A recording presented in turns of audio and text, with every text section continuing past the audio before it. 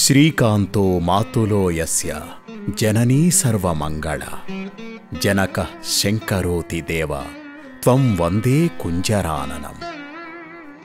Yeah దేవీ సర్వభూతేషు బుద్ధిరూపేణ సంస్థితా నమస్తస్యై నమస్తస్యై నమస్తస్యై నమో నమః.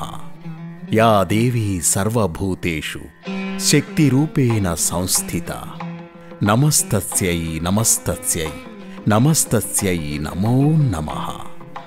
సాక్షాత్తు అగస్త్య మహాముని పదఘట్టనచే పరమపునీతమైన సిద్ధక్షేత్రం కుర్తాలంలో సిద్ధేశ్వరీ పీఠాన్ని స్థాపించిన వారు శ్రీ మౌనస్వామి.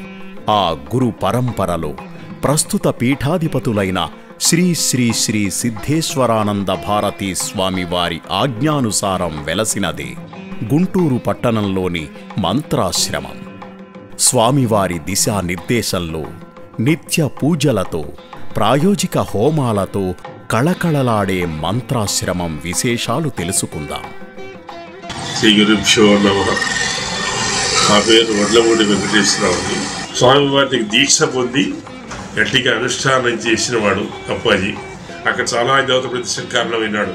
రాధాదేవి, సరస్వతి, దుర్గ, కాలభైరవుడు, ప్రత్యంగిర దాని నిర్మాణం కానీ ఏర్పాటు కానీ ధన సాయం కానీ అంతా ఇతర వారు జరిగింది చెప్పడం ఆశ్చర్యమైన. దీంట్లో మొదటి నుంచి శ్రమపడి స్వామివారికి మంచి సపోర్ట్ ఇస్తూ ఇక ఇవంతం చేయి చెప్పాజీ అతనికంటే ఆ వెంటనే చేయడం, వాళ్ళు సమర్థవంతంగా బాగుపడటం ఆశ్చర్యం వేస్తుంది. ఇద్దరు భార్యాభర్తలు ఇద్దరు విడిపోతే ఎక్కడో ఫారిన్లో ఉన్నాడు అక్కడున్నాడు, ఈ పిల్ల ఇక్కడ ఉంది, వాడు రాడు, ఈ పిల్ల రానేడు, ఫోన్ లేదు, రూపాయి పంపించలే.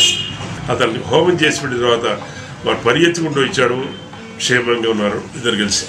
ఆలయాన్ని నిత్యాన్నదానం, 3 అంతస్తుల బిల్డింగు, కొత్తగా వేసినటువంటి కళ్యాణ పాపం, ఇవన్నీ కూడా ఇతని కృషి పూర్తిగా కనపడుతోంది. కాలసర్పయోగం. ఈ కాలసర్పయోగం అంటే రాహుకేతుల వల్ల ఆకాశంలో రాహుకేతుల మధ్య మిగతా గ్రహాలన్నీ కూడా కూడి ఉన్నట్లయితే కాలసర్పయోగం అంటారు. ప్రత్యేకంగా జపం చేసి దానికి కావలసిన మంత్రానుష్ఠానం వేరు. ఆ మంత్రానుష్ఠానం అప్పాజీకి పరిచయం కావడం వల్ల అది చేసి పెట్టి దీనివల్ల ప్రయోజనం పొందుకు చేశాడు జనాన్ని చాలా మందికి. ఇలా లబ్ధి పొందిన భక్తుల సహాయంతో అమ్మవారికి వెండి కవచం, పచ్చల పతకం, జాతి పచ్చలు నీలాలు పొదగబడిన కిరీటం, పాపిడి పిందె, బంగారు తాటంకములు, వజ్రపు బొట్టుబిళ్ళ, ముక్కు పొడకలు చేయించడం జరిగింది.